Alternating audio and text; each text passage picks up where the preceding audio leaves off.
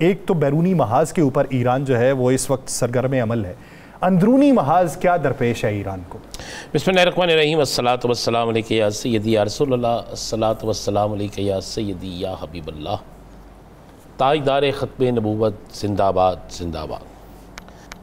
یاسر، سب سے پہلے ہم نے اپنے ہی پروگرام میں کہا تھا کہ ایران کے اندر جو غدار ہیں وہ انڈیا سے ہیں، یاد ہے نا آپ کو؟ جی۔ اور اس کی تصدیق بھی لوگوں نے کی اور اس کے بعد عام ہونا شروع ہو گیا۔ پھر ایک بندرگاہ سے 72 لوگ گرفتار بھی ہوئے۔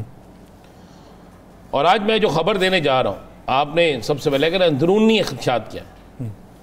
دیکھیں 1400 کے قریب موساد کے لوگ وہاں کام کر رہے تھے۔ 1400 موساد اور راک کے 1400، یہ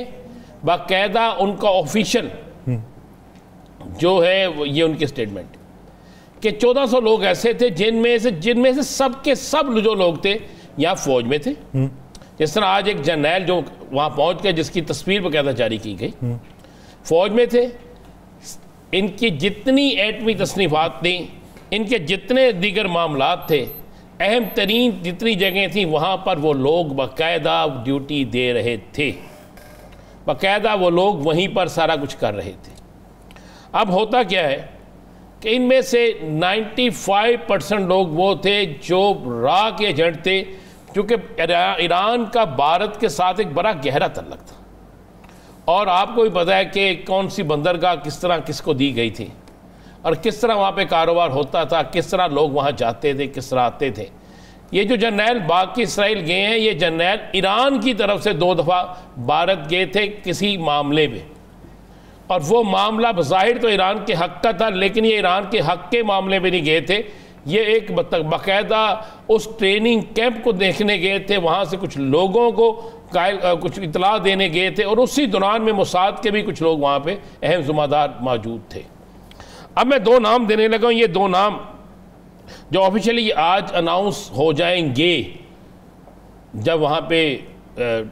ہمارے پروگرام کے بعد یہ ٹائم وہاں کا بنے گا۔ ایک کا نام ہے رمیش کمار اور ایک کا نام ہے اورا سنگھ اور رمیش کمار۔ یہ 2 لیڈ کاریں تھے بھارت کی طرف سے۔ انہوں نے باقاعدہ وہاں پر 3 اڈے موساد کے بنا رکھے تھے، فنکشنل تھے۔ ہاں، اور ان جو آپ کو پتہ ہے 70,000 کے قریب یہودی جو ہیں وہ تو آلریڈی ایران میں رہتے تھے،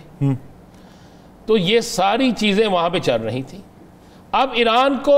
باہر سے اتنا نقصان نہیں ہوا جتنا نقصان ایران کو اندر سے غداروں نے پہنچایا۔ اندر ان کی فوج کے اندر جرنیل ہو، ان کے ایٹمی سائنسدانوں کے ساتھ لگے ہوئے افراد ہوں، ان کی اہم ترین تصنیفات پہ موجود افراد ہوں۔ دیکھیں یہ بات اس دن کے لیے رو گئی تھی جب ایرانی صدر کے طیارے کو حادثہ ہوا تھا، جس دن اسماعیل ہانیہ شہید ہوئے تھے، جس دن وہاں پہ اندر قتل و غارت ہوئی تھی۔ چونکہ اصل مقصد کیا تھا، یہ کہانی آج کی نہیں، میں نے امتنان شاہی صاحب جو روزنامہ خبریں کے آنر بھی ہیں اور وہ بہت اچھا لکھتے بھی ہیں، امتنان شاہی صاحب نے اس پہ ایک بڑا جامعہ کالم لکھا، اور اس میں انہوں نے بتایا کہ 19 سال سے یہ ایک پلاننگ چل رہی تھی، اور اس پلاننگ کے تحت 6 دفعہ ایران کے اندر رجیم چینج ہو چکی تھی، 6 دفعہ رجیم چینج ہوئی تھی۔ اب بھی وہ چاہ رہے تھے کہ ایران کے اندر ایک ایسی رجیم کو چینج کیا جائے جس رجیم کے چینج ہونے کے بعد ایران نے جو ایٹمی قوت بن چکا ہے، میں کہہ رہا ہوں بن چکا ہے، وہ سارا کچھ جو ہے وہ اس پہ قبضہ کیا جائے، ان کی مرضی کے لوگ آئیں اور ایران میں بیٹھ کر چائنا اور پاکستان کو کنٹرول کیا جائے، ایران میں بیٹھ کر بھارت، ایران اور اسرائیل، مطلب یہ رجیم چینج میں وہ قیادت لانا چاہتے تھے۔ یہ جتنے لوگ شہید ہوئے ہیں نا، یہ سارے وہ ہیں جو اسلام پسند ہیں، جو اینٹی امریکہ ہیں، جو اینٹی اسرائیل ہیں، جنہوں نے خاص کر اینٹی اسرائیل لوگ ہیں جن کو شہید کیا گیا ہے۔ ایک اور خبر آپ کو اسی میں دے دیں، 21 ایسے لوگوں کو گرفتار کیا گیا، یاسر 21 ایسے لوگوں کو گرفتار کیا گیا ہے۔ یہ جو میں خبر دے رہا ہوں یہ بھی چیلنج سے دیتا ہوں کہ جو لوگ رجیم چینج کے بعد وہاں پر ذمہ داری پہ آنے تھے، یہ باقاعدہ جن لوگوں کو پکڑا گیا وہاں سے ایک جگہ سے موساد کے ایک ہیڈ کوارٹر، تینوں ہیڈ کوارٹر موساد کے تباہ ہو گئے ہیں، وہاں پہ پکڑے گئے ہیں۔ ان تینوں ہیڈ کوارٹر سے جو چیزیں نکلی، جو نام نکلے، ان میں سے 21 ایسے نام نکلے جن کے باقاعدہ انکوائری کی گئی، تو پتہ چلا کہ ان کی فیملی کا کوئی نہ کوئی شخص جو ہے کسی نہ کسی طریقے سے وہ ان رابطوں میں ہے۔ صحیح۔ اور کچھ لوگوں نے ان میں سے اقرار بھی کیا۔ پھر وہاں پہ 21 نام نکلے جو رجیم چینج میں نام آنے تھے، جن کو آنے والے وقت میں وہاں ذمہ داری دی جانی تھی۔ یہ تھا اصل پلان، لیکن پلان اس وقت برباد ہو گیا جب پوری اس مسلم امہ کے اندر بہت سے ایسے لوگ اور اس خطے کے اندر طاقت جو ہے اس کا توازن اپنے ہاتھ میں رکھنے والے کچھ لوگوں نے خاص کر ایران کی سپورٹ کی۔ اور ہمارے پروگرام میں آپ کو پتا بہت سے لوگ کہتے ہیں ایران 50 سال پیچھے چلا گیا، 40 سال پیچھے چلا گیا،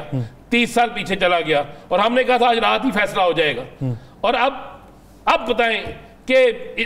اسرائیل کتنے سال پیچھے چلا گیا؟ اسرائیل کے پاس تو بچا ہی کچھ نہیں نا، اسرائیل کے پاس تو کچھ بچا ہی نہیں۔ اور آج رات جو اسرائیل کے ساتھ ہونی ہے، آج رات قیامت 2 ہونی ہے۔ ایک قیامت کا وہ سین تھا جس میں کچھ بچ گئے، آج قیامت کا وہ سین ہوگا جس میں بہت سی تباہی ہوگی۔ صحیح۔ یہ دھوکہ دہی کے لیے بھی استعمال کیا جاتا ہے ڈیکوائے ٹیکنالوجی کے، جس پہ آپ 100 میزائل داغیں، 80 جو ہیں وہ اہداف کے اوپر ہوں اور 20 جو ہیں وہ اس کو چکما دے کے نکل جائیں۔ تو یہ انٹرسیپٹرز جو ہیں، آج بتایا یہ جاتا ہے کہ 18 جو میزائل ہیں انٹرسیپٹرز کے وہ فائر ہوئے، لیکن 3 جو ہیں وہ اہداف پہ جا کے لگے، اور حائفہ کے اندر جتنا نقصان ہوا ہے وہ سمجھ سے باہر ہے۔ رانا صاحب، آج کی رات جس طریقے سے پورٹرے کیا جا رہا ہے کہ بہت انٹینسو قسم کا ابھی تک کا سب سے بڑا حملہ ہوگا، تو اس حملے کے نتائج کے حوالے سے اور خبروں کے حوالے سے خطے کی صورتحال کیا دیکھتے ہیں؟ دیکھیں، جو انٹیلیجنس ہے نا، رپورٹس انٹیلیجنس کی رپورٹ اسرائیل کی، اس کے مطابق یہ 35,000 میزائل جو ہے وہ ایران کے پاس ہیں۔ 35,000 اور کہتے ہیں کہ گزشتہ رات جس وقت باقاعدہ تہران پر حملہ ہو رہا تھا، تو اس وقت بھی ایک بڑا کارگو طیارہ چائنا کا فضا میں موجود تھا، اور پھر وہ کس وقت اس نے لینڈ کیا، اور اس میں سے کون کون سے میزائل تھے، اور اس میں اور کون کون سی چیزیں تھیں۔ اسی طرح ہم کہہ رہے ہیں کہ جس دن آپ کل دیکھیں، کل کے دن ہی جو گزرا ہے، ایک بہت بڑی اسلحے کی کھیپ جو تھی یوکرائن سے آ رہی تھی، جو کہ آپ کو پتہ ہے یوکرائن کے پریزیڈنٹ بھی یہودی ہیں، وہاں سے آ رہی تھی۔ وہ 10% کہلاتی ہے یوکرائن کی وہ کھیپ جو ہے، یوکرائن کے بعد جو اسلحہ اس کی 10% کھیپ ہے، جس میں انہیں مختلف ممالک سے ملا، نیٹو سے ملا، امریکہ سے ملا اسلحہ جو تھا۔ اس پر رشیا کی طرف سے بمباری کی گئی اور اینڈ ٹارگٹ پہ کی گئی، اور جس سے وہ سارے کا سارا اسلحہ تباہ ہو گیا۔ اب ایران کے پاس جو میزائل ہیں، اگر یہ کہا جائے کہ ایران نے خود بنائے ہیں تو پھر بھی بہت بڑی بات ہے، اور اگر کہا جائے کہ ایران کی، میں نے جس طرح کہا کہ ایران کی مدد کو بہت سے لوگ آگے ہیں، مثلا ایران میں بہت زیادہ نقصان ہوا ہے، لیکن ایران سے کئی گنا زیادہ نقصان جو ہے نا، وہ آپ دیکھیں وہ ہوا اسرائیل کے اندر، جہاں پر کبھی کسی نے تصور نہیں کیا تھا۔ ایران تو کئی دفعہ تصور کر کے بلکہ یہ سب کچھ برداشت کر چکا تھا نا، اسرائیل نے تو تصور نہیں کیا تھا کہ اسرائیل کی بلڈنگیں کھنڈر بنیں گی، اسرائیل کے اندر اتنا نقصان ہوگا، اسرائیل کے اندر موساد کا دفتر تباہ ہو جائے گا۔ کبھی اسی کسی سوچا تھا کہ نیتن یاہو کے گھر پہ حملہ ہوگا؟ اچھا، بات یہ ہے کہ سب نے یہ خبر دے دی، تمام ٹی وی چینلز نے، تمام ویلوگز نے، آپ نے بھی کیا، پاز کیا، بلکہ نیتن یاہو نے خود کہا کہ میرے بیڈ روم تک میں کہا گیا۔ لیکن یہ خبر کیوں نہیں دی جا رہی؟ کیا اسرائیلی میڈیا کو روکا گیا؟ اگر یہ خبر جو ہے اسرائیل کے اندر اسی رات یہ خبر سب سے زیادہ گردش کی اور میڈیا پہ اس کی آئی، اور اس کے فوری بعد میڈیا سے وہ خبر کو ہٹا دیا گیا کہ وہ 5 افراد کون تھے جو نیتن یاہو کے گھر حملے کے وقت مارے گئے۔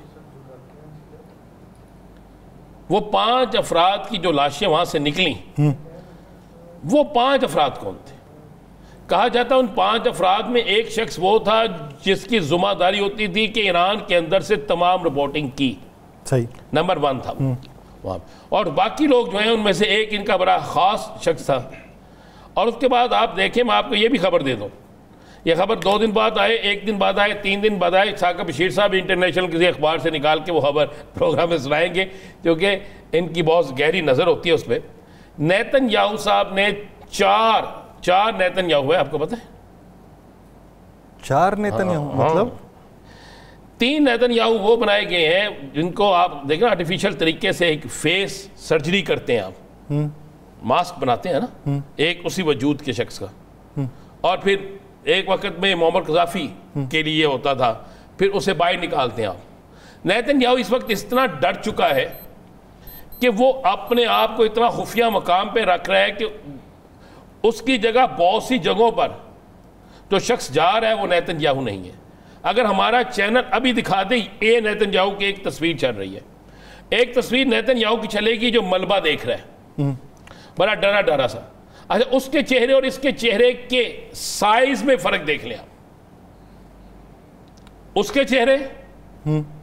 اور اس کے چہرے کے سائز میں فرق دیکھ لیں آپ۔ یہ چہرہ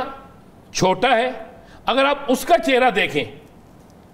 تو آپ کو اس کا چہرہ بڑا نظر آئے گا۔ اب ایک رات میں کوئی ایسا کرشمہ نہیں ہو سکتا کہ اس کا چہرہ اس چہرے سے تھوڑا سا بڑا ہو، ایک ہی صورت ہو سکتی ہے، بیگم سے تھپڑ پڑے ہو یا عوام سے تھپڑ پڑے ہو یا کوئی چیز لڑ گئی ہو جس سے چہرہ اس کا سوج جائے، اس کے علاوہ ہو نہیں سکتا۔ تو اطلاع یہ ہے کہ اس خوف اور اس خدشے کے پیچھے نظر کہ مجھے کوئی قتل نہ کر دے، مجھے کوئی قتل نہ کر دے، کیونکہ کہا جا رہا ہے کہ ایران یہ فیصلہ کر چکا ہے کہ ہمارے جو لوگ شہید ہوئے ہیں ان کے بدلے نیتن یاہو کا سر چاہیے۔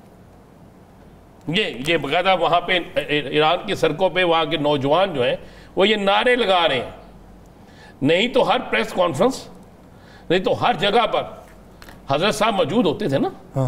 تو حضرت صاحب بریا کرتے تھے۔ آپ صرف میں کہہ رہا ہوں کہ ابھی یہ فوٹیج ہم دکھاتے ہیں، اس فوٹیج میں یہ بالکل واضح ہو جائے گا، ذرا دونوں کی تصویر کو سامنے ساتھ ساتھ رکھ لیں تو واضح ہو جائے گا، اگر غور سے دیکھیں گے کہ اگر یہ نیتن یاہو ہے تو یہ دوسرا نہیں ہے جو ٹی وی پہ آ رہا ہے۔ صحیح، یعنی آپ یہ کہتے ہیں کہ اس وقت مختلف نیتن یاہو جو ہیں وہ اس وقت اسرائیل کی